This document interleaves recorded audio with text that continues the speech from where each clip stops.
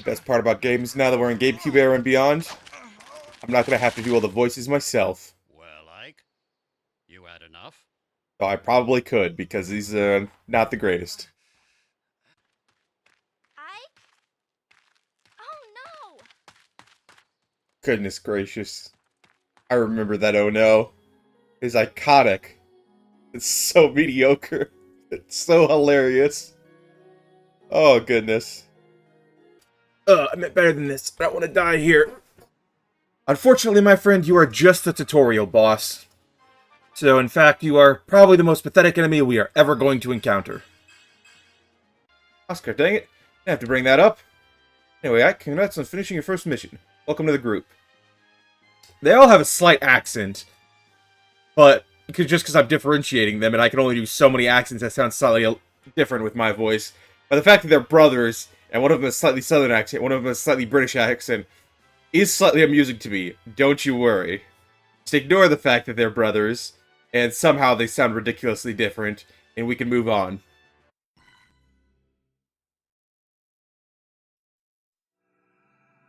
Okay, and once again, I have a feeling it's going to flashbang us every single time we start a new chapter. It's going to get slightly, not once but twice, a flash in and a flash out. Irritating as hell.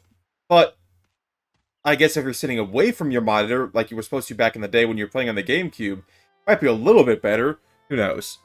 Or he will miss, and I will have to give it to Ike anyway. Or I was mistaken, and Boyd makes up for his error earlier.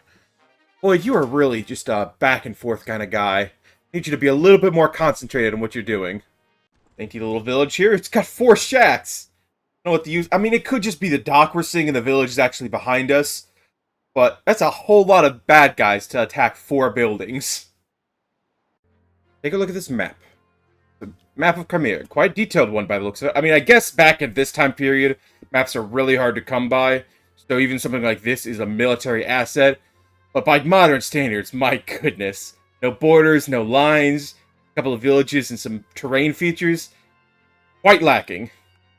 That warning is screaming of terrible beast, a wyvern, perhaps rent the air, and the buildings were rocked by a tremor. I rushed outside and saw wave after wave of knights, cavalry, and wyvern riders, each clad glistening in ebony armor, black as night. A day in army? Correct. And yet somehow they were able to march to the capital with this massive army, completely unopposed, without anybody noticing them and informing the king. Really weird how that happened. I'm going to explain no more. Oh no. Find anything, Reese? It's a woman. Leave her. We shouldn't get involved in matters that don't concern us. Ooh. Thank goodness, she looks like she's merely fainted. Right, we better take her with us. Give her what she's... All right, give me a hand, will you, Reese? Of course. I don't like this. Oh my goodness, it's almost like we just saw a battle where the Royal Guard were attacked, and then we fought some Dayan soldiers who were obviously looking for whatever happened, and now we just so happen to come across a girl? Oh, whoever could she be? Not a princess, possibly. In the turn. General Dakota's gone. We're beaten. We didn't stand a chance. Quickly, retreat now. I don't know who's retreating. We actually dealt with every single one of them. Maybe there are a few more of them off screen we didn't see. But Titania, it turns out, could have probably soloed that entire thing if I wasn't forced to defend a point. And look at that.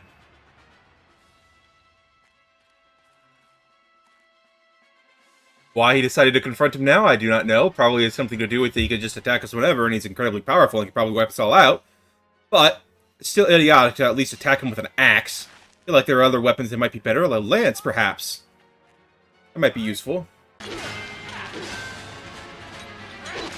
I will say, for one of the first scenes that Fire Emblem had, this is, pretty epic. Is that all there is? No charge? No resistance? And certainly sets up the antagonist of this game. My goodness, do I want to stab that man now. Unfortunately, he's got armor, so it's going to be a little harder to do than the leather that our captain was wearing. I'm going to learn how to do that. That's pretty cool. Blast! Oh, and of course, the rain starts right now. They couldn't have done it, like, towards the beginning of the scene. That would have made much more sense. But no, as soon as this guy is on his death throes, that's when the, rain starts. We're just gonna waste his axe? That's probably one of the best acts in the game. How are we just I get leaving it as a tombstone, leaving it to honor his memory. There's no way that's gonna last forever. Some bozo's gonna come along and just take it. Why don't we take it and use it in our name, as opposed to have this very nice but ultimately worthless scene? I do really like these support conversations ahead of the actual game, because it's just a little backstory. You can totally skip it if you want to. Most of these 1-star and many of the 2-star ones. Occasionally, I think there's 3-star that actually give you stuff. But for the most part, they can be ignored. But if you really want to get into the lore and get into the characters and learn their personality, it's an opportunity to do so without interfering with the main story. It allows the players to play the game the way they want to play it, which I think is brilliant and what every single game company should do. The men we fought were professionals, well-trained, under command of a cunning tactician, but not invincible. In fact, they were not under the command of a cunning tactician, because they attacked us on those 3 choke points and really didn't bother to push their where they had strength, but moving their mages forward to take out the people without the lack of magical defense.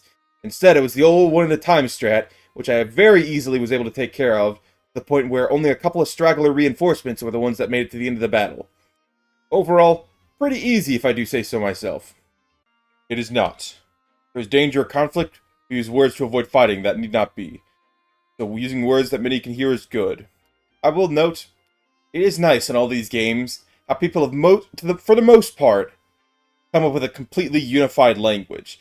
Yes, he's a little bit rough around the language, but the entire continent speaking only one language, and even those that speak another are able to speak it relatively fluidly. Pretty convenient for storytelling purposes. The answer is yes, with a bit of shoving. There we go. A nice chain shove.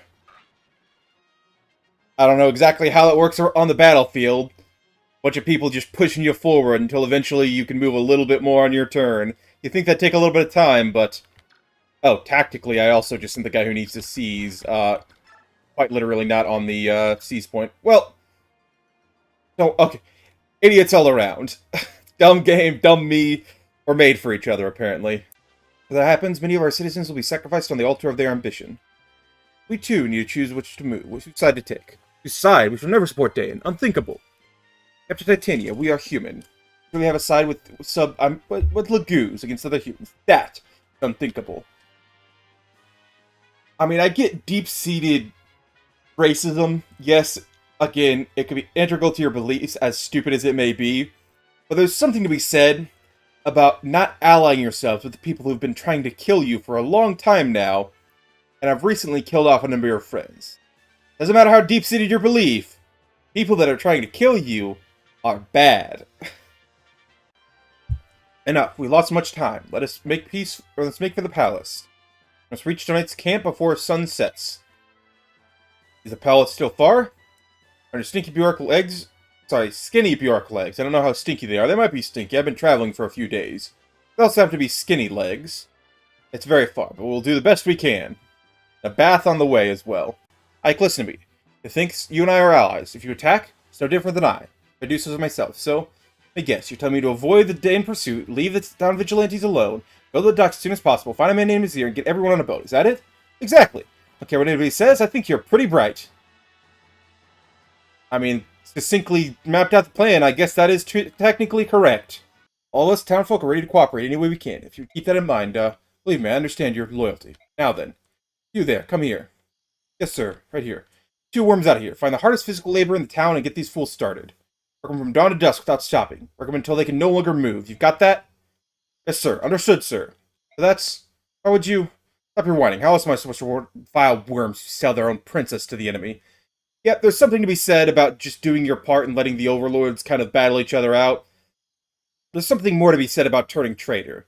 Traitors, of course, at least this man Norris understands, you don't deal with traitors. You give them either a sharp stick in the eye or hard labor. That sounds great. Either way. Company's done nothing but flee. Controls the fate of the kingdom? That's a dangerous gamble, isn't it? All gambles are dangerous, Master Gifka. No mistake about it. Dayan's next target is Gallia. Let's go home and prepare. I will say, he said we did nothing but flee. That doesn't seem fully fair. Yes, we fled, but we were like 8 dudes against an entire army. Of course we had no hope there. And we continued to flee because we were rescuing a princess, so we were supposed to get her to Gallia. Once we got out of Gallia, they're like, oh, nope, get away, leave, we can't help you, here's some money, go away. So we had to flee back to where we came from, running from many forces who were once again on our tail, because yeah, we are more than 8 now, we're up to like 12 or 13 people, still not much better. I think we could use a better assessment of ourselves. Not me, it's my sister. You've never shown once up for meal, she thinks you're dying of hunger. We eat together when we were on land. Listen. Alright, listen, land, big, ship, small, it's not the same thing. I won't miss roaming around with a plate of food anymore, so please, eat a meal with us once a day. 100 gold. Are you charging me to make you eat? When you charge for a lockpick, why? I don't like large groups. Why? Call me if you decide it's worth it. Just tell Misty's dead. I like Volk. Very simple, very self-explanatory. You give him money, though, and he'll do what's necessary. Thanks for watching. I hope you all enjoyed. Feel free to follow links down below if you want to see some of my content, and I will see you all next time.